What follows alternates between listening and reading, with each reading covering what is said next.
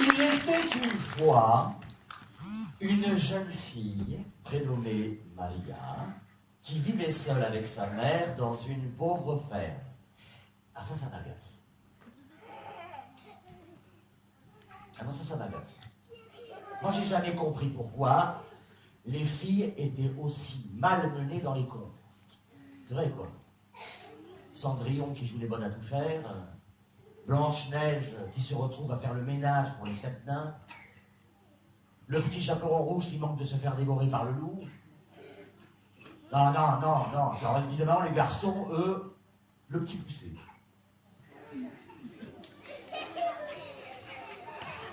D'accord, ils sont perdus dans la forêt par leurs parents, mais lui, il a déjà des frères. Il n'est pas tout seul. Et ils s'en sortent. Enfin, poursuivons. Nous verrons bien. Je reprends. Il était une fois une jeune fille qui s'appelait Maria et qui vivait avec sa mère dans une pauvre ferme. Elle n'avait que 2 chèvres. Et chaque matin, la fillette les amenait dans une clairière des bois pour qu'elles y broutent.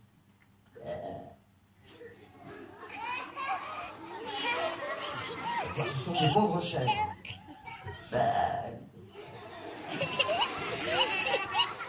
Pour toute nourriture, la fillette n'avait qu'un morceau de pain.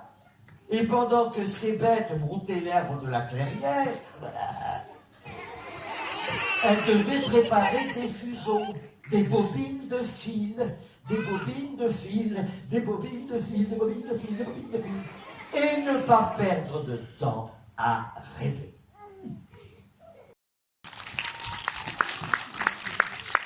Vous vous doutez bien, les enfants, que vivant seul avec sa maman, dans une vieille ferme, n'ayant pour toute compagnie que 2 chèvres, obligé de préparer des bobines de fil toute la journée en se nourrissant d'un pauvre morceau de pain, que la vie était bien difficile pour la petite Maria.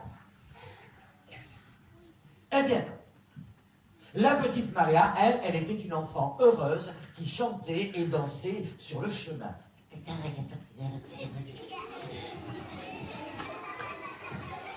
Oui, c'est possible. Dans les contes, tout est possible. Elle chantait toute la journée en travaillant et rapportait le soir à sa maman un fuseau, une bobine remplie de fil de lin. Je ne sais pas comment elle pouvait faire ça.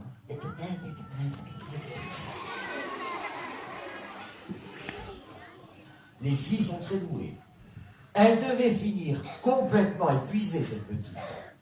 Un jour, alors qu'elle était affilée et chantait, une femme magnifique sortit de la forêt. Ouh. Es-tu dansé, Maria? Lui demanda-t-elle. Oh oui, je pourrais danser tout au long du jour. C'est bien, j'ai compris, Maria. Arrête. Arrête ça. C'est agaçant à la fin. Tu danses pas vraiment, là. Tu gambades, tu gigotes, tu t'agites. Ce n'est pas danser, ça, ma chérie. Hein? Viens donc avec moi. Je t'apprendrai. Les oiseaux de la forêt se mirent alors à chanter sur les accords que soufflait le vent dans les branches. Et elles dansèrent. Mais quand le soleil se coucha, Maria réalisa que son fuseau, sa bobine de fil, n'était qu'à moitié remplie.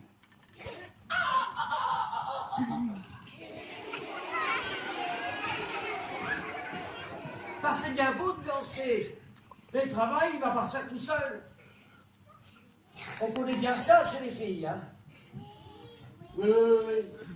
Elles s'enferment dans la chambre, elles se mettent la musique à fond, et puis ils se prennent pour Shakira.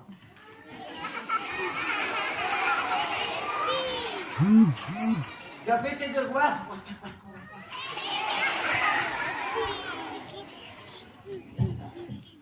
Bon, les garçons, c'est pas mieux. Les garçons, c'est...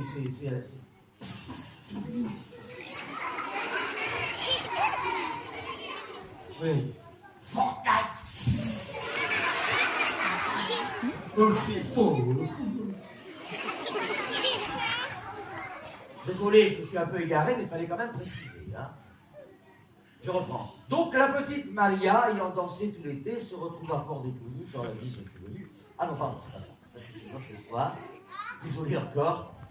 Donc, la petite Maria, qui n'avait pas arrêté de danser avec la très belle dame, rentra à la maison sans avoir préparé aucune bobine de film.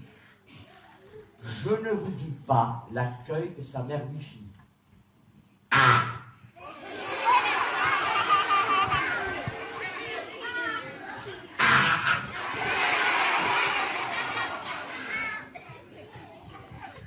Es-tu malade?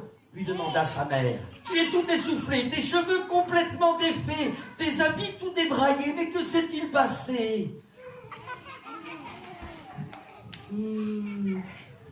Ce sont les chèvres. Elles se sont sauvées, j'ai dû courir dans tout le bois pour les retrouver. Ah, ça, vous savez faire, ça, les filles des yeux doux. Vous êtes spécialiste, hein. Les yeux doux et tout et tout. Ah non, les garçons, c'est pas du tout pareil. Eux, ils font de gros caprices bien lourds. Hein. Eux, les garçons,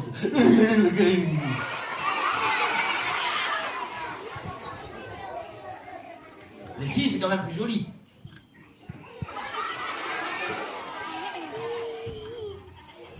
Je poursuis. Maria promit quand même à sa maman, qui était très en colère, de lui rapporter des bobines de fil dès le lendemain. Le lendemain, sur le chemin, Maria était très décidée. Elle ne dansait plus. Elle ne chantait plus. Non.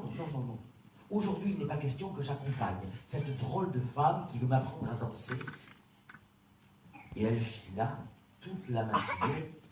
Et lorsque le soleil vint la réchauffer de ses rayons, la belle dame apparut pour l'inviter à nouveau. Ouh, Maria, c'est moi. J'ai de nouvelles danses à t'apprendre. Non. Je ne veux pas, répondit la fillette. J'ai beaucoup de travail. Ne t'inquiète donc pas pour ça, lui répondit la dame. Je t'aiderai tout à l'heure à confectionner la plus grosse bobine de fil que tu n'as jamais vue. Et elle dansait.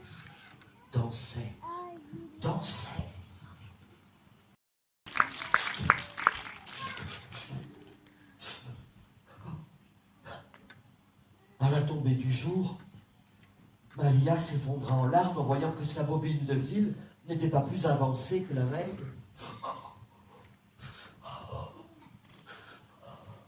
C'est joli quand une fille, elle pleure.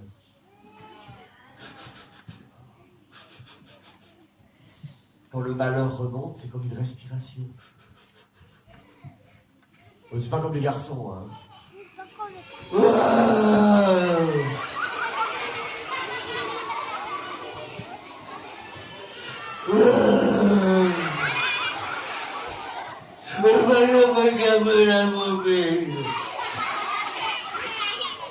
Parce qu'ils essayent de parler, en plus les garçons quand ils pleurent, vous savez qu'on comprend rien à ce qu'ils disent. Hein. Enfin. Mais cette pauvre Maria qui pleure, c'est catastrophique. Alors la femme, dont les oreilles ne supportaient plus ses sanglots, murmura quelques paroles, et en un clignement d'œil, tout fut comme si Maria avait travaillé toute la journée entière. 10, mais jamais ne prononce des gros mots, n'insulte ou ne jure, ou ne râle. Ne te plains jamais, lui dit-elle, en tendant une grosse bobine de fil. N'oublie pas, 10, mais jamais ne dit des gros mots, jamais n'insulte, ni ne jure, ni ne râle. Le lendemain, la petite chantait et dansait à nouveau tout en cheminant avec ses 2 chèvres vers la clairière. À midi, la femme vint et les oiseaux chantaient. Le vent souffla les accords et elle dansait, dansait, dansait.